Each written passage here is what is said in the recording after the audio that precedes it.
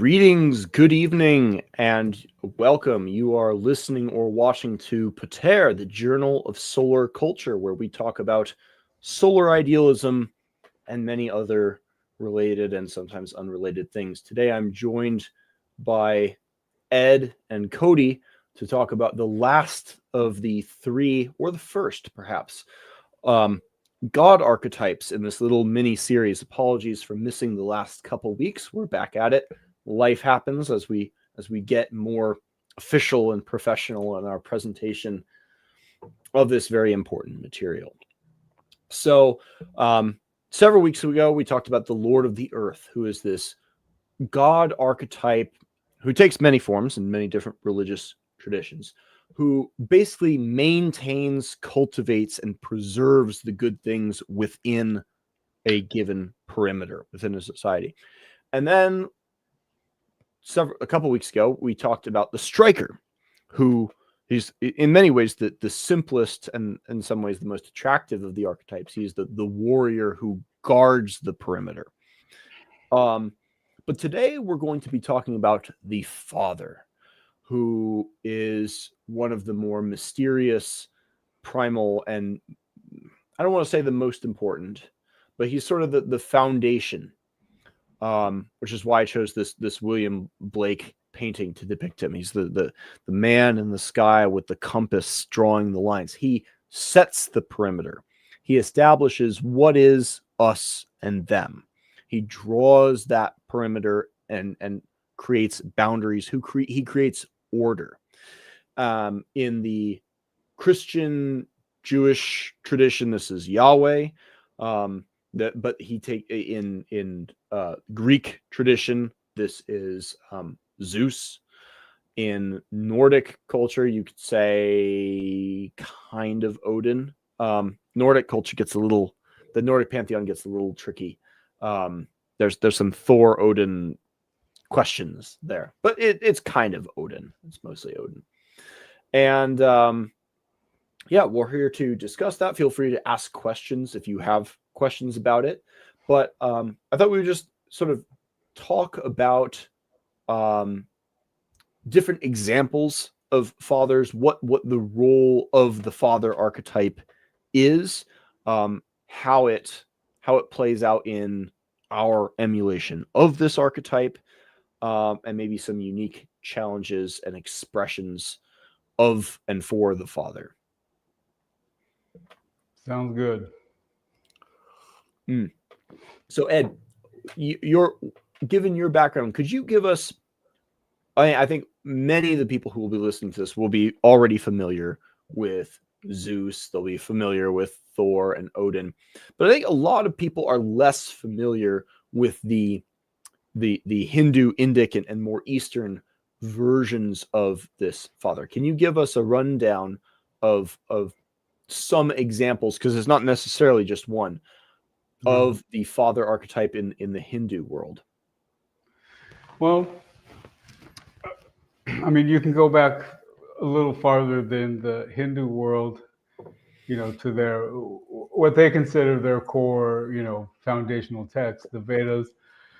In Rig Veda, which is that one text that we do read and appreciate a lot in the Order of Fire. The father really would be Varuna and Mitra and Aryaman. There are three you could say solar deities, but it makes me think of an example that I like to give to when I'm talking about solar idealism, that one of the best examples on earth of the father isn't a dad, because that's more of a Lord of the Earth thing, but it's the king. And Varuna, Mitra, Aryaman, they're all hymned about as often called kings. But they are, they're the will behind things, the reason behind things, the reasoning behind things, and they govern human relationships, laws on earth, social contracts. But when you think of a king, The king, I don't want to say things like cause of all causes or something like that, but the father is the executive function, and that's the role of those three deities. Other deities are sometimes spoken of as a father, or metaphorically, the poetry describes him as a father. That could be Agni, that could be Indra, but those three deities are the main ones. But yeah, the king, it's like the father is the executive function. Okay, Which that's an interesting. That's an interesting phrase, executive function, because that's also a neurological phrase. Exactly. It refers to the ability to decide and execute actions. We might talk about logos within the Platonic trinity there. And I believe that's a direct quote from Fire in the Dark as well, when Agnitor Jack, when he distinguishes using logos and reason to define the perimeter. And while the father is not the fire, he's the one closest to it in establishing the line. Yes. And so it's the reasoning behind the actions of the other archetypes. Like, you think about a king can be sitting there, he's behind a veil of sorts. No one gets in there, not just anybody, right? And the king may also be a worldly father as well, but then has all these other, this type of management. But the king can sit there and do absolutely nothing but say, I should like very much that there be a grand ziggurat. Let me know when you have finished, right? But no physical action is taken, but then things happen in the world. It's so like he makes things happen indirectly. Like our own executive function. It's not something really that is tangible. Our executive function gives way to getting shit done in a timely way, in an orderly way, in a way that makes sense. It sort of orders the muscles to move, and then the muscles do the thing. Yeah.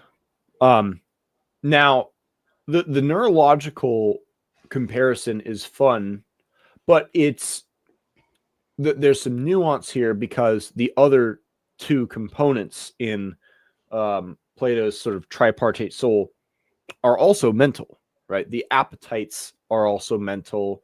The spirit is also mental and desires things.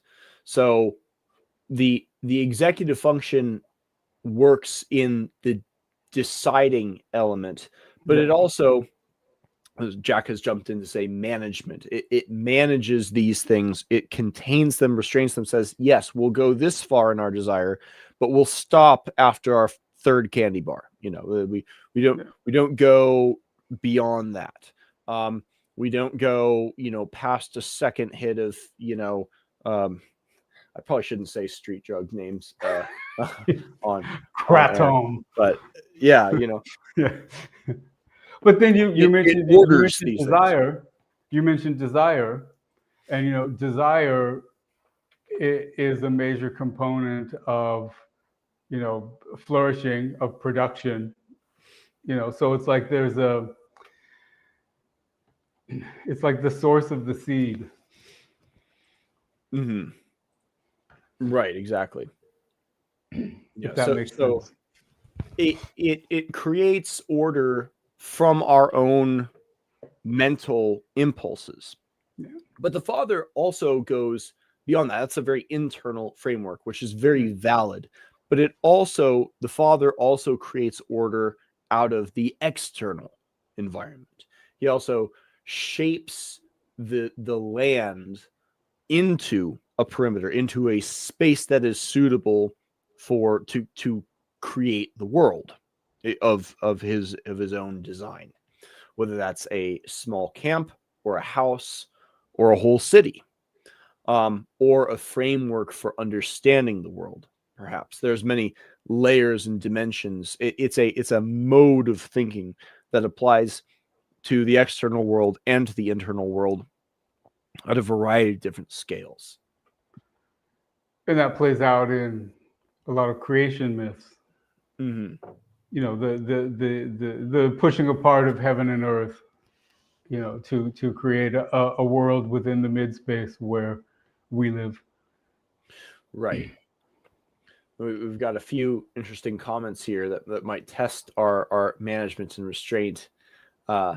Hindu and Indian man like sexy time with goats, says Nick, who also says black people say they was kings. So we can practice controlling our executive function here in what we say, which is a big part of the father archetype.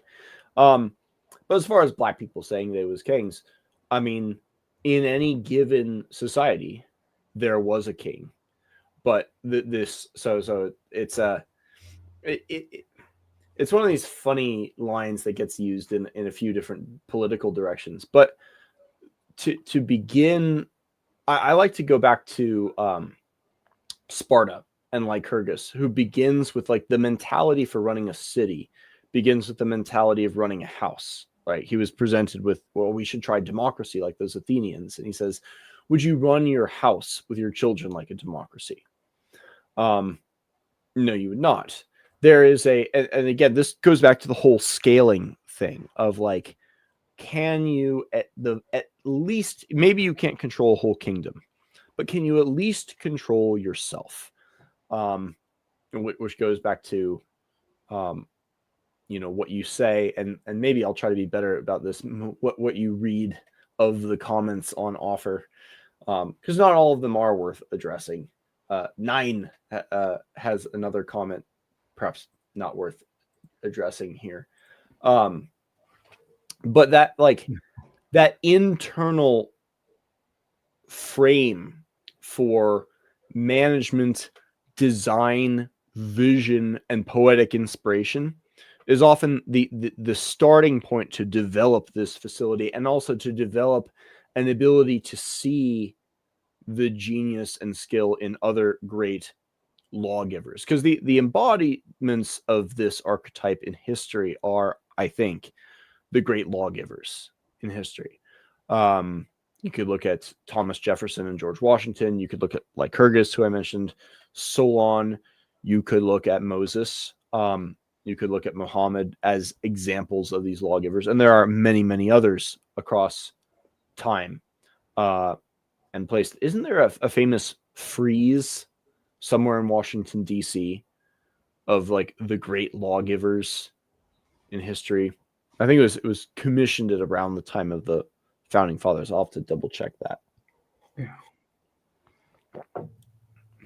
But that's the basic idea of the father archetype. He's he's an architect.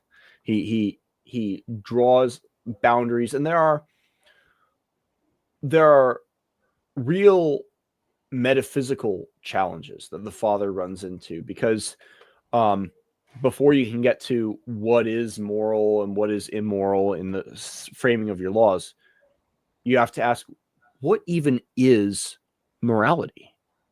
You know, that's not a sort of question that the striker or the Lord of the Earth has to really contend with. It's not, they just say, oh, this is like good and this is bad. But like, what is goodness? What is justice, perhaps? Those are like foundational questions that give everybody else the language by which they even approach these issues and life. And the challenge of creating language is a big challenge for the father. And it's an internal one as well. I am a big fan of Scott Adams, and one of his more recent books, his most recent book, and arguably his most successful book, is called Reframe Your Brain, which is all about giving you more productive and useful language to mentally talk about certain kinds of experiences and certain kinds of problems. And it's presented as a language replacement protocol. You're used to thinking of this kind of scenario in this language. Instead, think of it in this other language.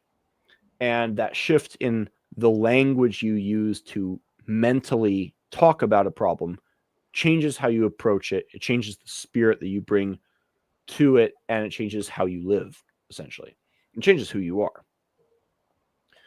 So that's a big part of it as well. What's the name of that book again? It's called Reframe Your Brain. Interesting. For those of you who might be listening to this who don't know, Scott Adams is a trained hypnotist and is, I would say, there's a certain number of people in the world who are wizards in the way that they influence things indirectly with these language spells, essentially. Scott Adams is one of those people. You know, there's maybe 24 or so good ones at work. I'm pretty sure he's one of the good ones. And he says every once in a while, once in a generation, there'll be an absolute, like, I think Scott Adams called him like a sorcerer, someone who's just a once in a generation linguistic rhetorical talent. I don't know if I don't know who any examples of that would be. Scott Adams is not at that level, but he's above most, and he is very good at he would just say writing, but that's kind of underselling what he's doing with hypnotism. Jack asks, isn't there a kind of therapy that people get certified in? It has to do with changing words to change perceptions. I can't think of the name right now. That might be, is that cognitive behavioral therapy? It might be something else. I don't know. It's probably got that in there. CBT. No, there's a lot of variations on that.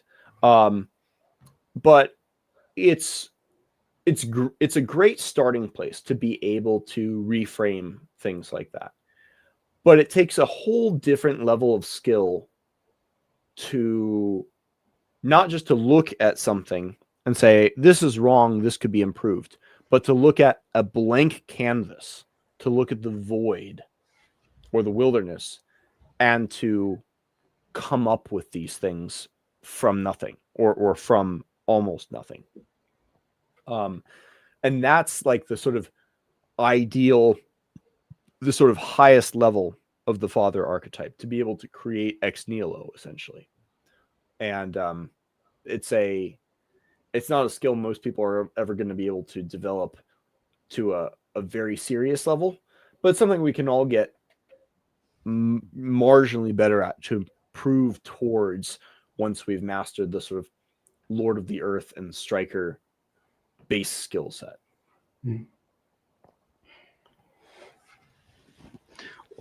What are some of the can either of you guys think I'm gonna check out other ways that the it is CBT, that the father can be experienced directly in the world, like being a dad. Like you two both have kids, right? And we often talk about, I definitely don't have kids, so I understand the father archetype totally separate from the idea of managing a family. Is it something that you think about when you think about the archetypes in your daily life at home?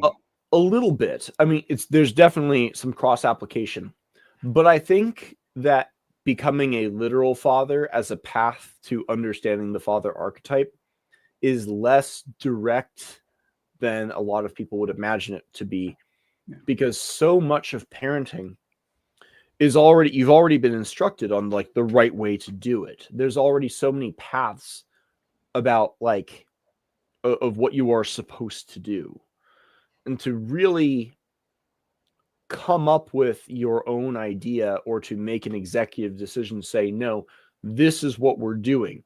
I mean, you practice some of that energy, in how you address your children. Say, no, it is bedtime now.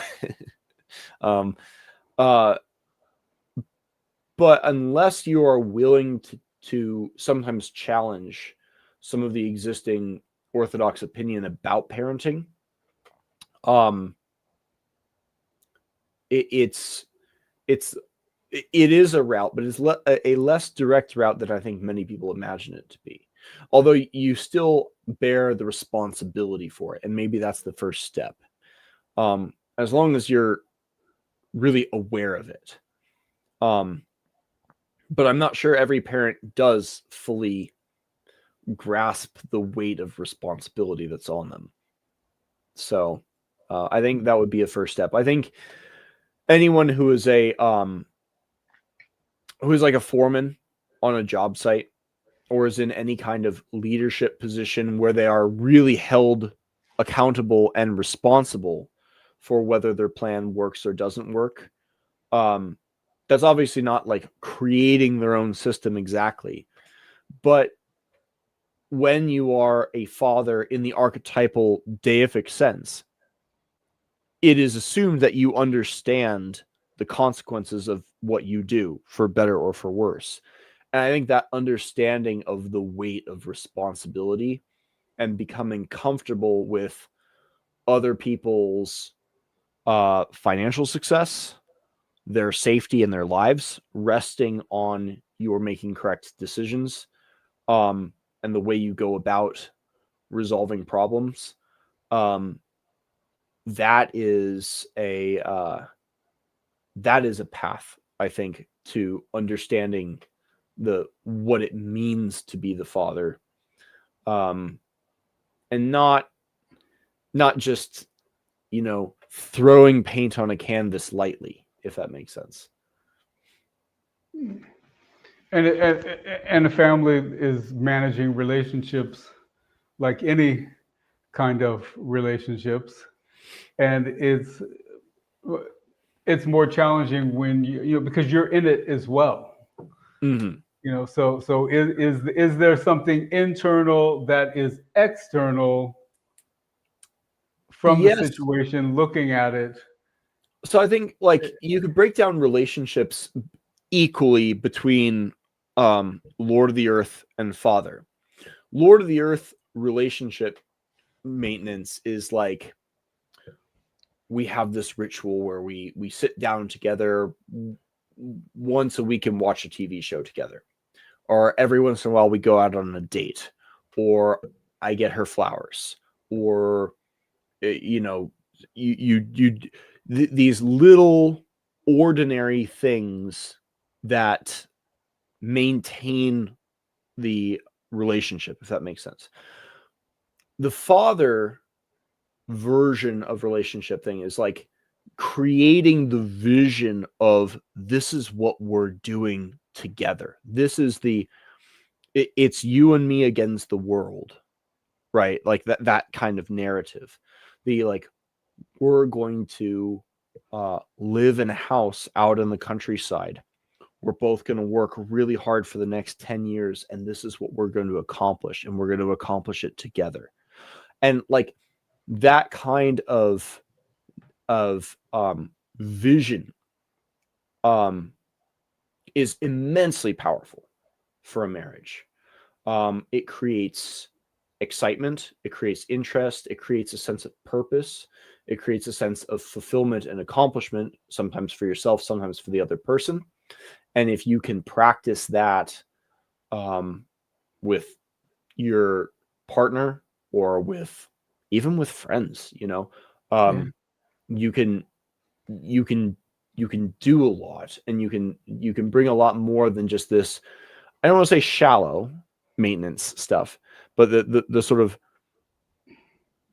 there's nothing to maintain if there isn't that grand vision, if that makes sense. And I think conventional marriage has provided some of that, because we have to outsource some of our grand vision to some degree. We inherit some of it in our culture. But if you have the power to create that on your own, it's a tremendously powerful tool, again, for yourself as well as for other people. Oh, Jack says it's NLP, neuro-linguistic programming. That is, so CBT is cognitive behavioral therapy. That's like changing thought patterns. NLP, Yeah, you is write like, down what are your thoughts? Like, how do you yeah, feel? I feel so anxious. And then you write down, what are you thinking at that time? I'm a bad person mhm, and nobody loves me. What's the real thing? right. Lots Whereas of people love me.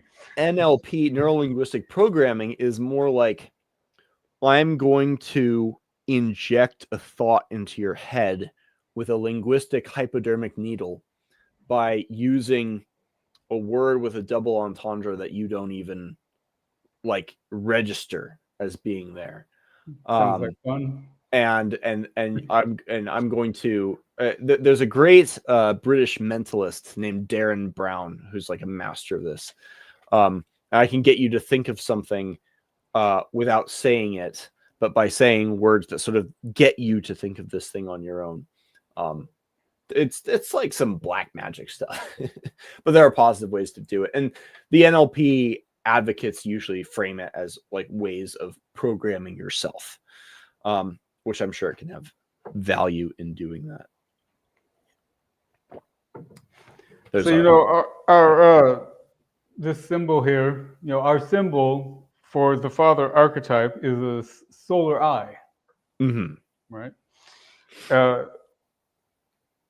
So in a sense, that brings out another aspect when you think about the sun and an eye, two different things put together.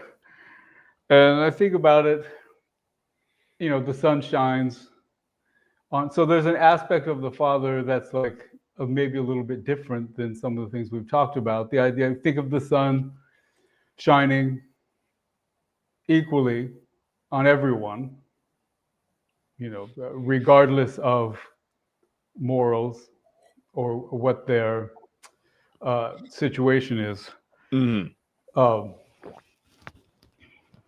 Yes. And I'm just thinking about that. Like, what does that say? What is the quality? What is the deeper meaning? So think of the Lion King, right? There's Pride Rock, but then there's the elephant graveyard, right? This dark place. But the king, the Mufasa who draws that boundary, has to have some degree of familiarity with the dark as well as the light in order to know where to draw the line. So to be a good father in the archetypal sense, you have to have a body of experience that is fairly broad. You have seen much of the world, including parts of the world that you are going to exclude. This is like Lycurgus's journey to all these other kingdoms to learn how other people run things before he returned to Sparta and said, okay, this is how we're going to do things based on what I've learned. And I think the sort of egalitarianism of observation under the sun is the prerequisite to being able to draw lines, and establish boundaries well. Yeah. And I think that's an important thing. We talk a little bit within the order about this idea of the Father in darkness, as opposed to the Father as the public often sees him. Because the Father in darkness he should not necessarily be showing himself exploring dark subjects. Like if you're going to just bring it back to my world, like philosophy, if you're going to explore, like give good arguments against antinatalism, you have to actually understand antinatalism. You have to kind of go into it. And when you expose yourself to that,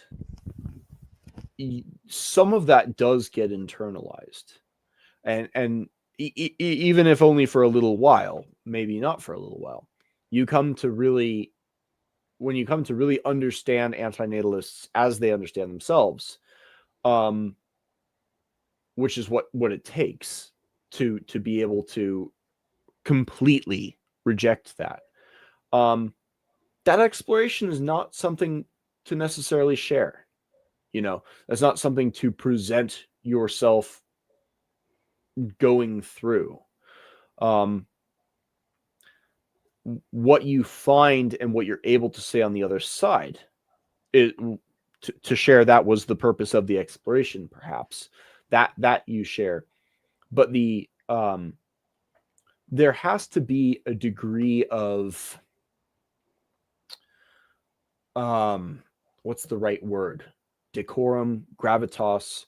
You have to have authority as a father. And you lose authority when you are constantly changing your mind, or hemming and hawing, or if it seems like you are dabbling in too many things. So there is some value in a degree of secrecy in your explorations, not sharing your heart in every moment, no matter how strongly social media might tempt you to share every twist and turn of your thought. And this is something I struggle with. And I think that is an aspect of the father that is maybe underappreciated.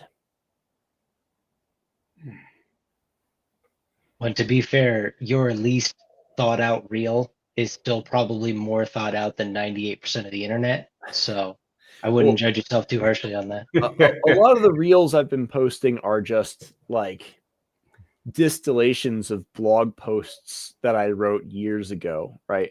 But not every blog post is worth sharing. I'll say that. Yeah, I wrote a lot of blog posts that I would not share again, and I think many people who write feel the same way. They're like, "Oh yeah, I don't really want to share that one." Then again, we're not always our own best judge. Tchaikovsky very famously hated his Nutcracker Suite, which is a phenomenal piece. So, who knows? Side point. When we were talking about the solar eye and that vision, and then you mentioned secrecy. Varuna in Rig Veda as father, many of the poems talk about his spash, which is spies. Yeah. Spash is one of the predecessors to our English word spy. Interesting. Just like Odin and his ravens. Yeah, exactly. Yeah. Has spies. Yeah, because and that's the other part of the solar eyes. The father has to see things, has to gain experience in order to draw these distinctions. And the son sees everything, but the earthly examples of these men often have ways of finding things out too. Supposedly George Washington was quite a successful spy master. I'm no historical expert on the matter, but that's what I'm told. If there was something, we can assume he did it really good. Pretty much. Yeah. He was also a land surveyor. So if you've ever been to his house, the Mount Vernon house, the dining room is just, it's pretty amazing. The amount of detail and all the colors, and he even made a great dining room. He's our man. He's our father. So, every guy, every bull has his own, sort of nature proclivities and, leans. I like to think of the archetypes often as some sort of, not quite a triangle, but they're moving. Like the father is always at the top, but they're kind of moving around in a guy's life. Yes. Regardless of which one is sort of like, home base. But, when you think of the father, a lot of guys have altars. They do meditations. I have an altar here, and there's something on there that represents each archetype, and I'm just wondering, like, how far, like, the word, maybe it's because I was raised Catholic, but the word father, like, it brings out a certain sort of sense of reverence. Yes. Like, okay, you're at the top. And when I am working with my altar or doing a solar meditation, like, when it comes to the archetypes, I think of the father within me as, all of the things that we've discussed, sort of the decider, not the doer, but Yeah. the decider. And there is a sort of a sense of reverence, and I'm wondering how far is it necessary to go with that, and is it Yeah. just personal? I think a lot of that reverence can be I mean, a lot of that at a very basic social level is just inherited. Like, you pick up that other people revere this person, so you do too. But the reason these other people are revering the father is because they have begun to understand the weight of responsibility of drawing these boundaries. And once you understand that weight, it is really hard not to respect someone who has made a serious and genuine attempt at doing that. I've been on, like, to bring it down to a microcosmic level, which is its own fun language. I've been on job sites where the foreman on, like, a school or a hospital, there's so much stuff that they are responsible for, and have to keep straight. They have to refer back to the blueprints, to the design, sometimes modifying that. And the good foreman, like, if they're on your job site, you're like, there's this sense of, oh, thank goodness they're here, nothing can go wrong. There's a sense of safety because they won't lead you astray, if that makes sense. Other foremen, maybe you're like, oh, we'll see where this goes. But I think if you understand, once you've come to get a taste of the weight of and the breadth of what the father is responsible for, heavy rests the crown, as they say. It is very hard not to revere, or at the very least respect that kind of person. And someone is certainly, you can go through what you just described in the absence of other people. It can be simply about your own direction, your own blueprint, your own personal, your own personal blueprint. Of course, other people are going to be affected, but those types of decisions can be a completely internal thing about your own, the next step you need to take, or a change that you need to make, especially if it's one that's heavy, that requires, that sort of heaviness of actually experiencing the gravity of what needs to be done. And I think once you see that, it becomes clear that many people cannot be kings. It is a certain kind of person who can be king. Nietzsche has a lot of fun writing about this. He thinks socialism was born when the Industrial Revolution happened, and these industrial managers became extremely wealthy, and the workers were like, oh, these guys with fat fingers, with pudgy fingers, he describes, can be king. Well, I guess anybody can be king. Let's create some chaos, roll the dice, and see if we might wind up on top. And thus socialism was born. The true king, we can say, is a unique type, or it's something that it takes a while to graduate to if you're not that type. And there's a very funny poem by Robert Frost called "How Hard It Is to Keep from Being King When It's in You and in the Situation." And the poem follows, I read it just by chance a couple months ago. The the poem follows a king and his son, the prince, who decide that being king is too burdensome, and so they abdicate. They leave the throne behind. They flee in the middle of the night in disguise, and they have no money. So the father, the old king, sells himself into slavery to give his son some money. And so this man who was once a king is now a slave to some, family somewhere. But because he just knows things and knows how to get things done, he can't help it. He ends up rising back up through the ranks and becomes essentially a king again, despite having tried to flee from that role. It's obviously not everybody. No, I mean, it was always considered unique. I mean, that's why it was divinely sanctioned. Mm-hmm. It was, right. if someone was the king, it wasn't just, it was the gods were behind it. Yeah, and they were living. The true divine right of kings is it's not the gods have decreed it, but the gods made me such that I am supposed to be king, or that Fred is supposed to be king.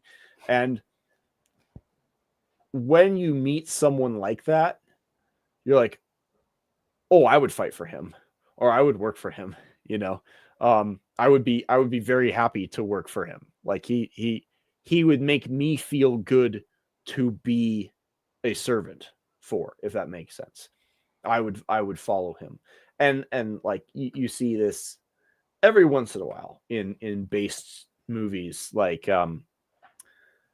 the very end of the Fellowship of the Ring, where Boromir is dying and he's saying, I would have served you to Aragorn, and you can't watch that scene too many times or you'll cry, but it's like, that's the sense of being around that kind of person, I think. And to be a father is, in some sense, to develop that energy in yourself that makes other people act that way around you, which is the takedown to the blogger Vox Day in his talk about the sociosexual hierarchy. I assume you guys have heard of this. The alphas, the deltas, the gammas, omegas, the sigmas, and so forth. His critique of the gammas personality is that they oftentimes, this type of person imagines that they're a secret king, or they're perhaps in another language it would be an Evolian aristocrat of the soul, right? Exactly. I'm an aristocrat. I'm a lord or a king deep inside. This is what Nick was referring to earlier. We was kangs, not just among black people, but among white people as well, and all sorts of other people who imagine that, but for the unjust world I've been born into, I would have been this king, right? And how other people treat you is the tell against that, really. No. You would never be king if other people are not willing to follow you, and that's really, other people's willingness to follow you is a central, maybe the central component of being a good father. It's being it's having authority by virtue of being authoritative, rather than by trying to make up for it by being authoritarian.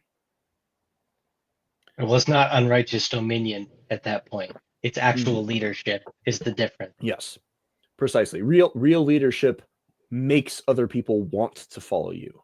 It doesn't just seize command because you have the power to do that. Exactly.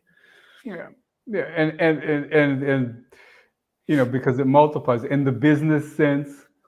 The subjects or the employees or the coworkers are multiplied in their in their abilities. They're able to be the best versions of themselves,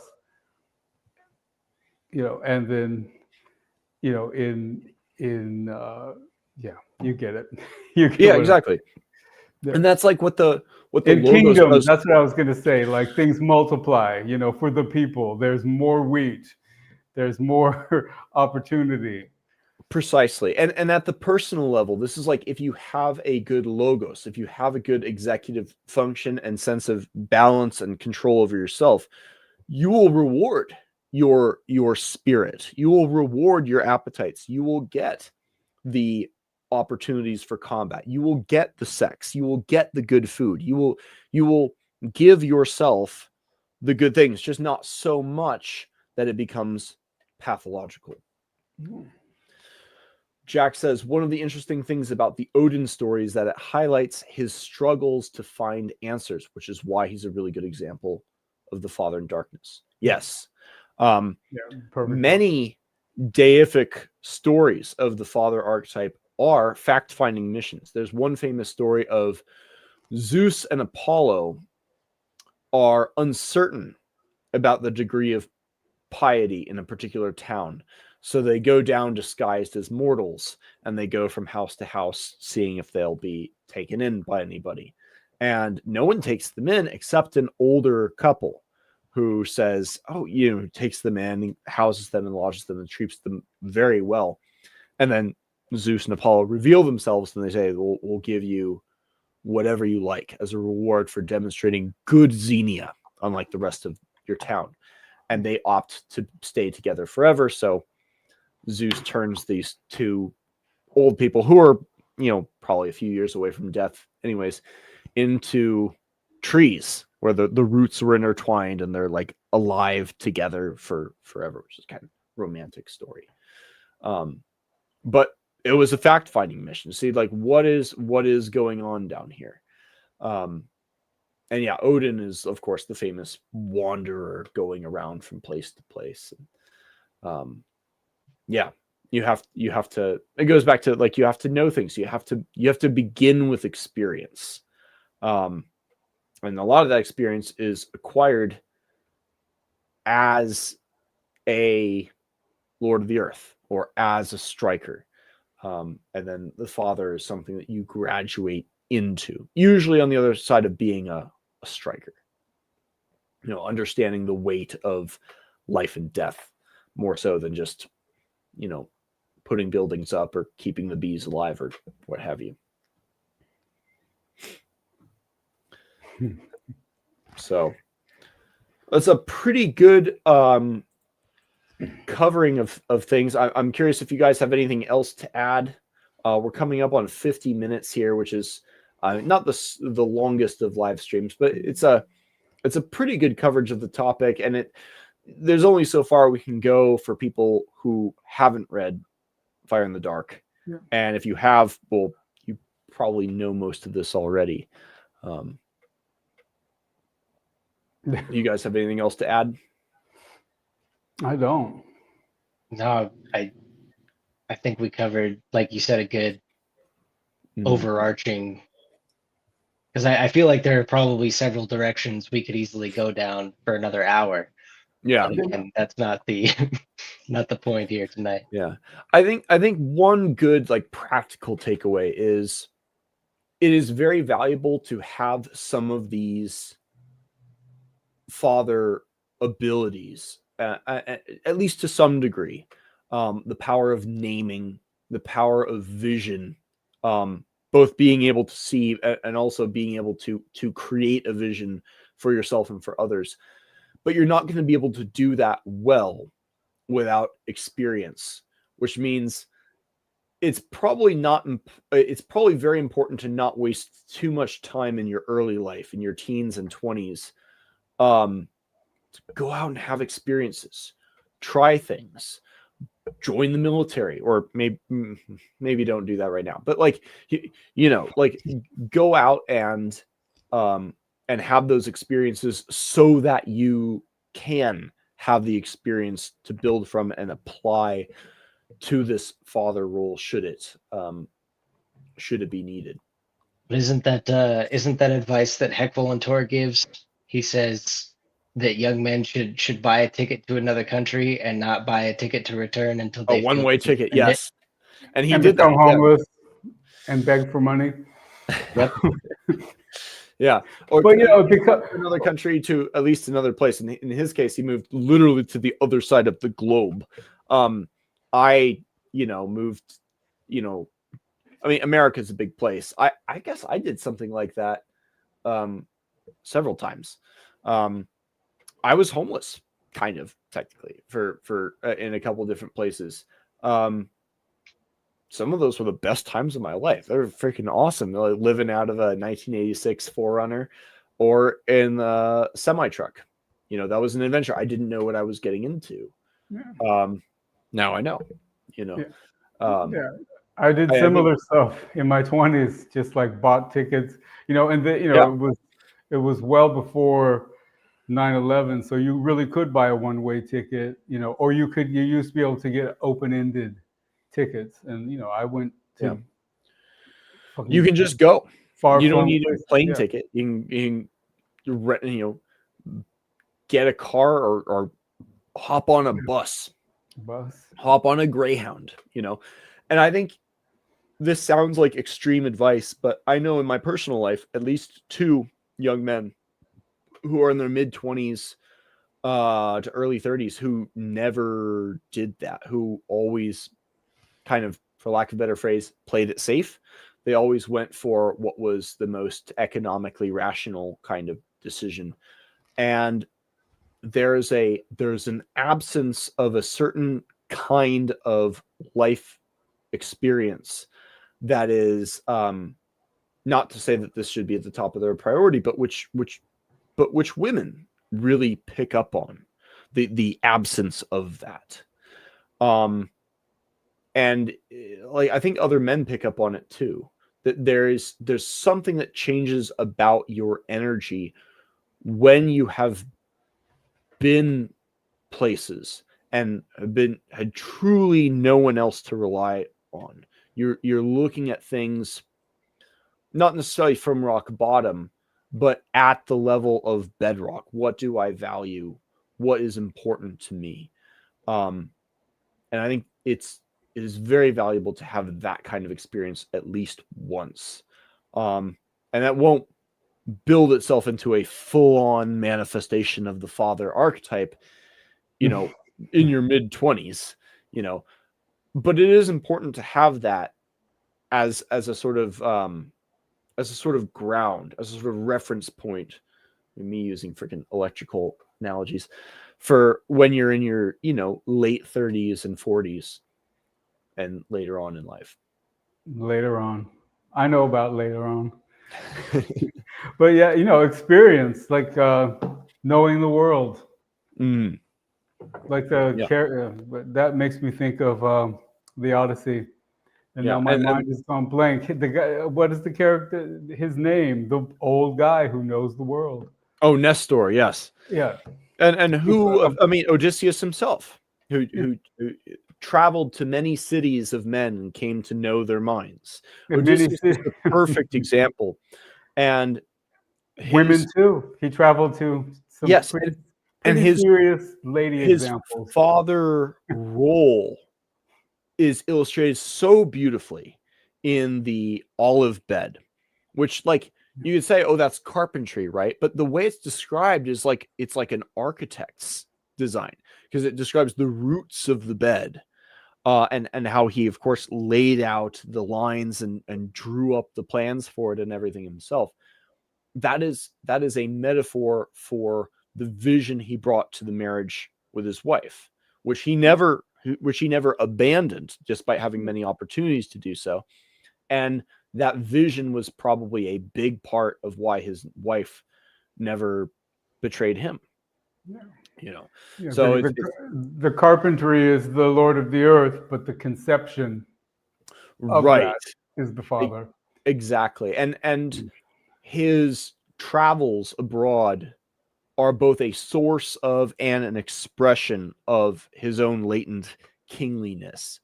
As the old saying, who knows of England who only England knows. I think that's a perfect sort of poetic description of the sort of energy of the father. So I think it's probably a good place to end it. unless you guys have anything else to add there. I think we covered it pretty well. So thanks everyone for listening, either on YouTube or Spotify. And take care. We'll check it back in next week. We've got some interesting ones coming up. We will be discussing Christianity. Not next weekend, and not the weekend after that, but the weekend after that with a real in the flesh Christian. So stay tuned for that. Should be a good time. Stay solar. Stay solar. Thank you for watching or listening to the Journal of Solar Culture. Don't forget to hit like and subscribe and leave us a comment. The first volume of our journal is available in paperback and now, finally, on Kindle. Pick it up in our store or on Amazon.